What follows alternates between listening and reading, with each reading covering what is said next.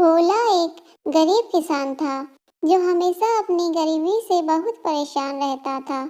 वह काशीपुर नामक गांव में अपनी माँ के साथ रहा करता था। भोला अपनी माँ को बहुत प्यार किया करता था। वह हमेशा अपनी माँ से अपनी गरीबी का जिक्र किया करता था और चिंता किया करता था। उसकी माँ हमेशा उसे दो बातें कहा करती थी, हमेशा ईमानदार रहो और कभी किसी का बुरा मत करो। भगवान हमेशा सभी को सब कुछ सही समय आने पर देते हैं। उसकी गरीबी भी भगवान जल्दी ही दूर करेंगे।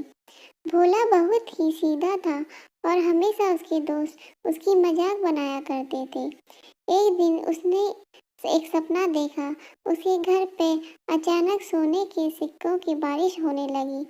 वह इस सपने के बारे में अपने दोस्त रामू को बताता है। रामू उसकी बात का मजाक उड़ाते हुए कहता है, हाँ मुझे भी सपना आया था। खेत में सोने के सिक्कों का घड़ा निकलता है और मुझे मिलता है। यह कहकर हंसता हुआ वह वहां से निकल जाता है। अगले दिन भोला अपने खेत में रोज की भांति हल चरा रहा था। अचानक उसकी नजर घड़े पर पड़ती है।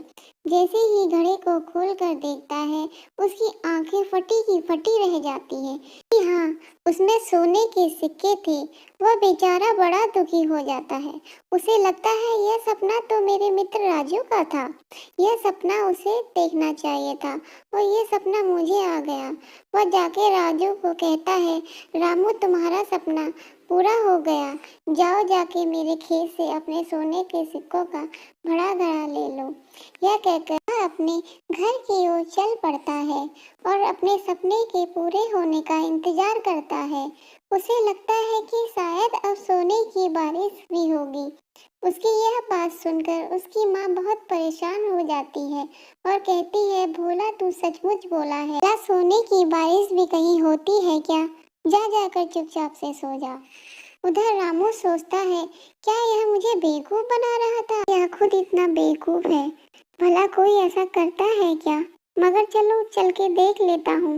रामू जैसे ही खेत में पहुँचता है उसे घड़ा दिखता है, मगर यह क्या?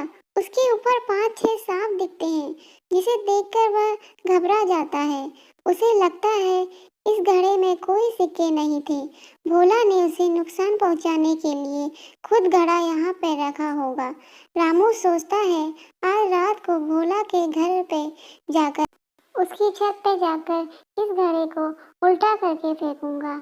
रामू भोला के घर पे जाता है और उसकी छत पे चढ़ता है और देखता है नीचे भोला सोया हुआ है।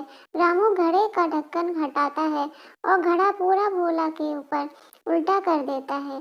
सांप नीचे गिरते हैं और खेत की ओर भाग जाते हैं। और यह क्या, अचानक से इतने सोने के सिक्के भोला के ऊपर कहाँ से आए? क्या सोने की बारिश हुई थी? नहीं, घड़े के नीचे सोने के सिक्के थे जो रामू को दिखे नहीं। उसे सिर्फ ऊपर के सांप ही दिखे। भोला के सारे सपने पूरे हुए।